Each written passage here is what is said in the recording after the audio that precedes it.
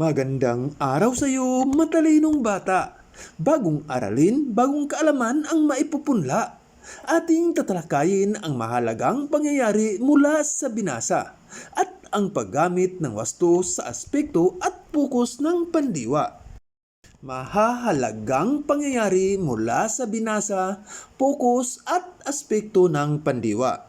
Sa araling ito, matutunan mo ang most essential learning competency o MELC na nasasabi ang paksa o mahalagang pangyayari sa binasang sanaysay at teksto. At nagagamit ng wasto ang aspekto at pokus ng pandiwa sa pakikipag-usap sa iba't ibang sitwasyon. Pero bago tayo dumako sa ating aralin, subukan mo munang sagutan ang paunang pagsubok. Panuto, basahin ang nilalaman ng isang sanaysay at sagutin ang sumusunod na mga tanong. Piliin ang letra ng tamang sagot. Halina't sabayan ninyo ako sa pagbabasa. Ang unang babae sa planetang pula ni Ginoong Alfredo C. Andres. Naranasan mo na bang lumakad sa gabi habang nakatingin ka sa kalangitan at hanga-hanga ka sa mga maniningning na bagay na iyong nakikita sa kalangitan? Marahil ay naisip mo na mayroon kayang buhay na nilalang buhat sa mga makikislap na bagay? Kamakailan ay naging usap-usapan ang binabalak ni Ginoong Elon Musk na isang multi-billionaire buhat sa South Africa na magdadala ng mga tao sa planetang Mars o sa planetang pula upang subukang manirahan. Ang kauna-unahang babaeng pinili na ipadala sa Marte ay si Eliza Carson ng Amerika na ayon sa National Aeronautics and Space Administration o NASA ay nag-aral sa Baton Rouge International School. Siya ay nakakuha ng NASA passport at nakumpleto niyang mabisita ang 14 na NASA sa Amerika sa edad niyang 12 taong gulang. Naniniwala ang mga siyentipiko na bagamat maraming mga bagay na hindi aangkop upang matirhan ang planetang Marte ay magagawan naman ito ng paraan upang maging panahanan ng mga tao. Gagastusan ito ng bilyon-bilyong dolyar at ang proyektong pagtatayo ng syudad ay maaaring masimulan sa taong 2030. Sa mga unang pag-aaral ay sinasabing ang planetang pula o Marte ay may karaniwang -80 Fahrenheit na temperaturas. Sa tag-araw ay -20 Celsius na temperatura sa may Ecuador at sa gabi ay -70 Celsius. Kailangang magsuot ng space suit upang malabanan ang lamig. Ang atmosfera ay 96% carbon dioxide at 0.15% oxygen na hindi sasapat upang makahinga ang tao.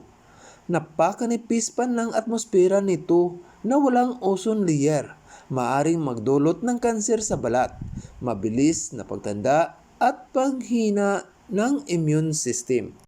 Sa kabila nito ay patuloy pa rin ang paglikha ng spaceship at iba pang kagamitang pangkalawakan. Inaasahan na masisimulan ang pagtatayo ng syudad sa taong 2030. Kung ito ay magtatagumpay taon-taon ay maaari na itong matirahan sa taong 2200. Sa pagtuklas ng tao sa mga bagay na nasa kalawakan at pag-alam kung may buhay dito ay makatutulong sa sangkatauhan sa mga darating na panahon. Para sa unang tanong, sino ang kauna-unahang babaeng napili ng NASA o National Aeronautics and Space Administration na maninirahan sa planetang pula o Marte?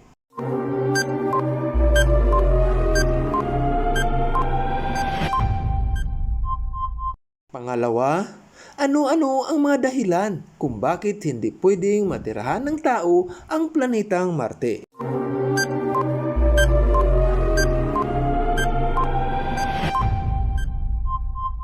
Pangatlo, bakit ninanais ng iba ang manirahan sa ibang planeta?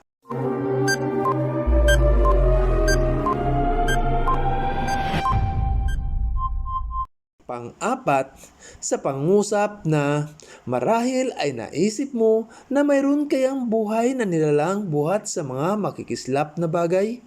Ang ginamit na pandiwa sa pangusap ay nasa aspektong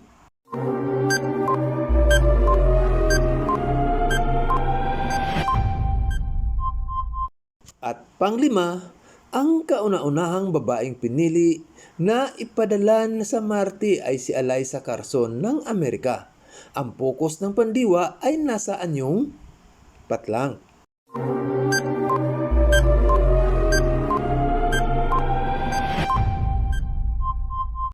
Kumusta? Ilan ang nakuha mong score sa paunang pagsubok? Kung ang nakuha mo ay 4 o 5, binabati kita. At kung 3 naman pababa, huwag mabahala, paunang pagsubok lamang ito. May pagkakataon ka pang ipakita ang iyong galing sa mga susunod pang mga gawain. Ngayon naman ay magbalik tanaw tayo sa nakaraan nating aralin. Para sa unang bahagi, isulat ang I kung ang kailangan ng pang-uring maisalungguhit ay isahan. D kung ito ay dalawahan at M kung ito ay maramihan. Gawin sa sagutang papel. Una, wow! Malulusog ang mga alaga mong hayop.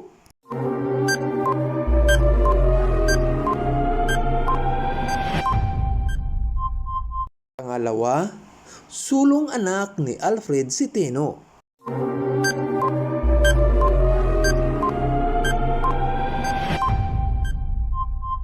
Pangatlo, magkasing taas sina Queenie at Princess na ang mga anak ni Aileen.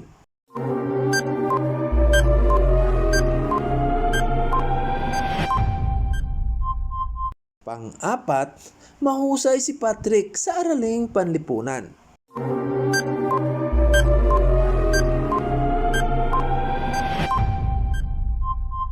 At panglima, ang magkakaibigang iyon ay mababait.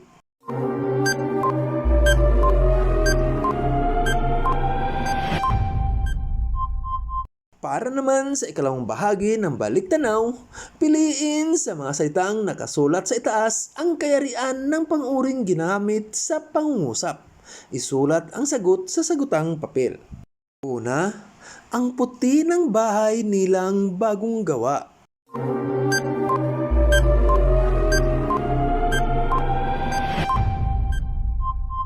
Pangalawa, mabilis ang kanyang naging kilos nang dumating ang mga pulis.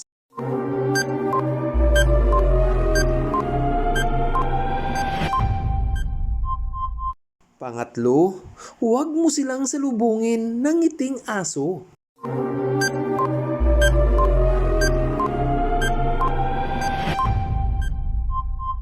Pang-apat, pulang-pula ang suot ni Mila nang dumating sa plaza.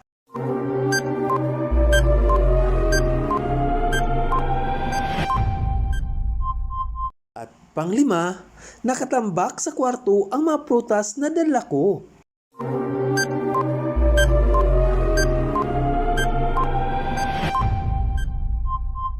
Kumusta? Ganito rin ba ang mga sagot mo? Ang galing mo! Ngayon, ihanda ang sarili at makinig ng mabuti dahil tatalakayin na natin ang bago nating aralin. Ang mahalagang pangyayari mula sa binasa, pokus at aspekto ng pandiwa. Ang sanaysay ay isang maiksing komposisyon na karaniwang naglalaman ng kuro-kuro, damdamin, kaisipan, saloobin o reaksyon ng may akda hinggil sa isang makabuluhan, mahalaga at napapanahong paksa o isyu. Mahalagang matukoy mo ang pangunahing paksa na tinatalakay sa binasa upang lubos mo itong maunawaan. Ang pangunahing paksa ay ang pinakamalagang ideya na tinatalakay sa teksto. Dito umiikot ang paglalahad o pagsasalaysay. Mahalaga rin na matukoy mo ang mahalagang pangyayari sa binasang teksto o sanaysay upang madali mong matukoy ang mahalagang detalye na makatutulong sa lubos na pag-unawa at pagsagot sa mga tanong. Sa iyong mga binabasang teksto o sanaysay, kadalasang gumagamit ng pandiwa upang mailahad ng ganap ang mahalagang detalye o mga pangyayari. Ang pandiwa ay salitang nagpapakita ng kilos o galaw. Nagbabago ang anyo ng mga ito sa iba't ibang aspekto o panahunan. Ang pandiwa ay may tatlong aspekto. Una, aspektong pangnagdaan. Dito ang kilos ay natapos na o nangyari na. Halimbawa, umalis sila kanina upang bumili ng damit. Pangalawa, namasyal ako sa bahay ng kaibigan ko kahapon. Pangalawa, aspektong pangkasalukuyan. Ang kilos ay kasalukuyang nagaganap. Halimbawa, kagigising ko lang nang tumawag ka sa cellphone. Pangalawa, nagluluto ang ate ng adobo para kay nanay. Pangatlo, aspektong panghinaharap. Ang kilos ay hindi pa naisasagawa o gagawin pa lamang. Halimbawa, si Michael ay magbabasa ng aklat sa silid-aklatan. Pangalawa, magsasalamin na ako dahil malabo na ang mga mata ko. Matapos mong maunawaan ang aspekto ng pandiwa, talakayin rin natin ang pokus ng pandiwa. Ang pokus ay kaugnayan ng pandiwa sa simuno o paksa ng pangungusap, na ipakikita ito sa taglay na panlapi ng pandiwa. Iba't ibang pokus ng pandiwa. Una, pokus sa aktor. Ang paksa ang tagaganap ng kilos na isinasaad ng pandiwa sa pangungusap. Sumasagot sa tanong na sino. Halimbawa, nagpasalamat si Gary sa mga sumuporta sa kanya. Pangalawa, si Ate Michelle ay nagluto ng masarap na kare-kare. Pangalawa, pokus sa layon. Ang paksa ang layon ng pandiwa sa pangungusap. Sumasagot sa tanong na ano. Halimbawa, ang kwaderno ay aking sinulatan. Kasunod, inadobo ko na ang baboy na binili mo. Pangatlo, pokus sa ganapan. Ang paksa ang lugar ng ginaganapan ng pandiwa sa pangungusap. Ito ay sumasagot sa tanong na saan. Halimbawa, ang napakahabang ilog ay nilangoy ng magkakaibigan. At lagyan ninyo ng bulaklak ang altar. Pang-apat, pokus sa tagatanggap. Ang simuno o paksa ang tumatanggap sa kilos ng pandiwa sa pangungusap. Ito ay karaniwang sumasagot sa tanong na para kanino. Halimbawa, ipinagtabi ko ng pagkain ang aking kapatid na uuwi mamayang gabi. At tinahi niya ang nasirang short ni Lucio. Panglima, pokus sa gamit. Ang paksa ang kasangkapan o bagay na ginagamit upang maisagawa ang kilos ng pandiwa sa pangungusap. Ito ay sumasagot sa tanong na sa pamagitan ng ano. Halimbawa, magkakayakap at magkakapit-bisig ang ginawa nilang paraan upang makatawid sa ilog. Kasunod, ipinampunas ni Joseph sa katawan ang aking biniling bimpo. Pang-anim, pokus sa sanhi. Ang paksa ang nagpapahayag ng sanhi ng kilos ng pandiwa sa pangungusap. Ito ay sumasagot sa tanong na bakit. Halimbawa, ikinagalak namin ang inyong pagbisita sa aming paaralan. At ikinagulat ng mga tao ang biglaang pagdating ng masamang balita. Pang-pito, pokus ng direksyon. Ang paksa ang nagsasaad ng direksyon ng kilos ng pandiwa sa pangungusap. Ito ay sumasagot sa tanong ng tungo saan o kanino. Halimbawa, binilhan niya ng mamahaling alahas ang kanyang anak at sinulatan niya ang kanilang alkalde tungkol sa kanilang kahilingan.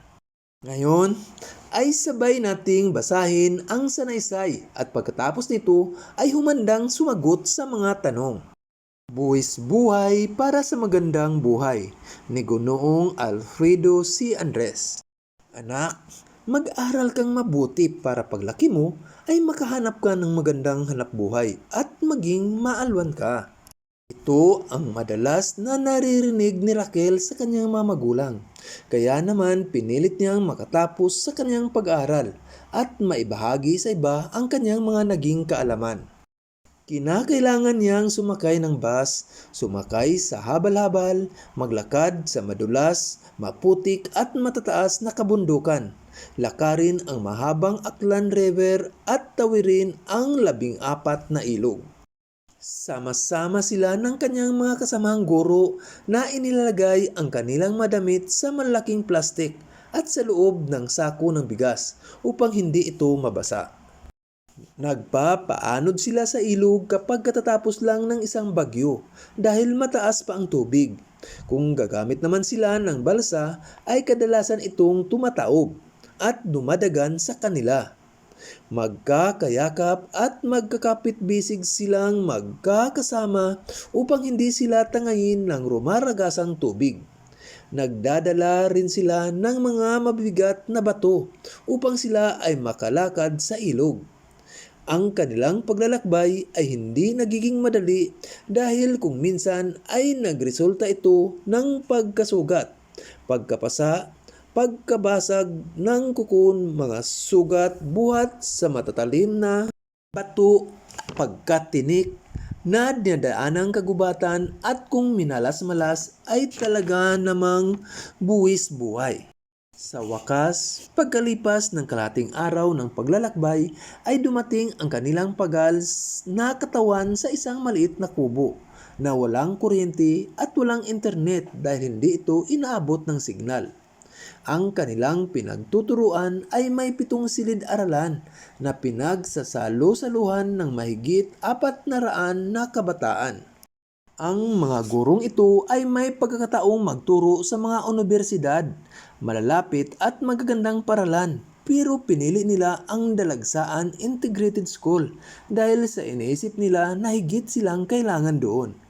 Buwis buhay sa pagtungo sa paralang ito ang karaniwang naranasan ng mga guro bago sila makapagturo.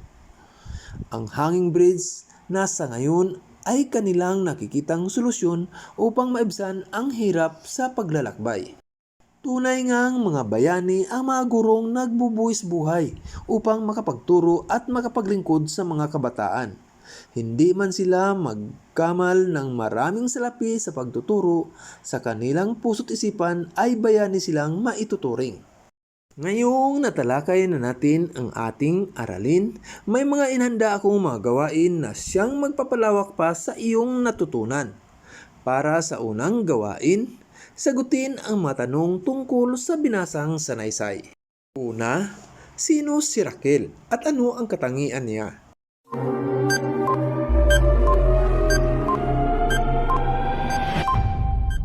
Pangalawa, tungkol saan ang sanaysay?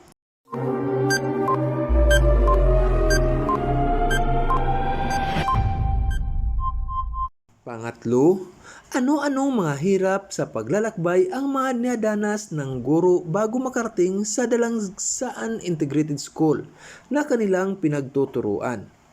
Isa-isahin.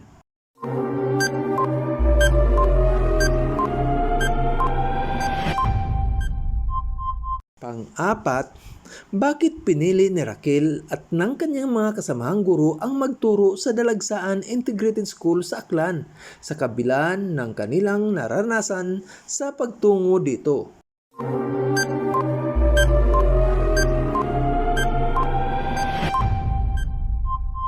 At panglima, paano mo kaya masusolusyonan bilang guro ang mga problema sa paglalakbay sa naturang paaralan?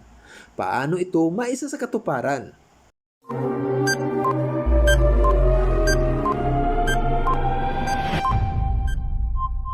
Kumusta? Nahirapan ka ba? Pero kayang-kaya, 'di ba? Kasi matalino ka. Para naman sa pangalawang gawain, ibigay ang aspekto ng mga may salungguhit na pandiwa. Una, magdideklara ang Pangulo ng pagbabago. Pangalawa, magliliwaliw kami sa Europa sa darating na tag-init. Pangatlo, mapupula ang kamatis na pinitas ni Aling Teresa. Pang-apat, sinambit niya ang kanyang pagmamahal sa akin. Panlima, narinig ko ang mga aso na lumilika ng kaguluhan. Pang-anim, nakita ko ang tipaklong na lumukso sa mga bato. Pampito, sinamahan ko ng pagbibigay ng prutas ang pagdalaw sa kanya. Pangwalo, nagdarasal ako na matapos na ang pandemya.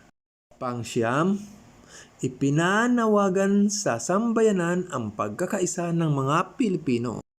Pangsampu, dumalo sa karawan ni Akisa ang buong klase.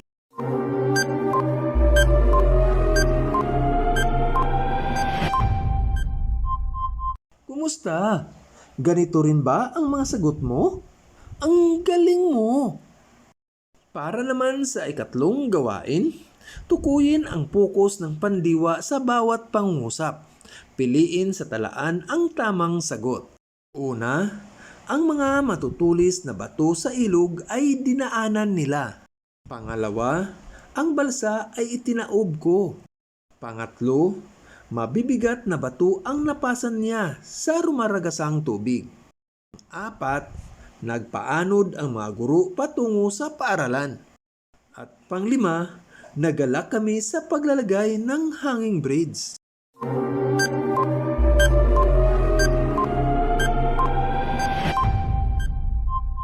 Kumusta? Ang sagot mo ba ay ganito rin? Ang husay mo! Batid ko na lubos mo nang naunawaan ang ating aralin. Lagi lang tandaan, ang sanaysay ay isang maikling komposisyon na karaniwang naglalaman ng kuro-kuro, damdamin, kaisipan, sa loobin o reaksyon ng may akda hinggil sa isang makabuluhan, mahalaga at napapanahong paksa o isyu. Ang pandiwa ay salitang nagpapakita ng kilos o galaw. Ito ay may tatlong aspekto: pangnagdaan, pangkasulukuyan, at panghinaharap.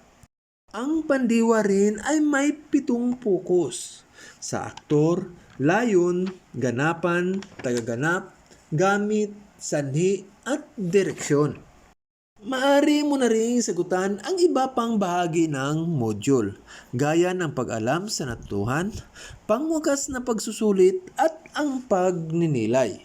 Muli, ito si Maestro Tadeo na laging nagsasabi, mag-aral ng mabuti sa pagkakaroon ng magandang kinabukasan, iyan ang susi. Maraming salamat, ingat kayong lahat.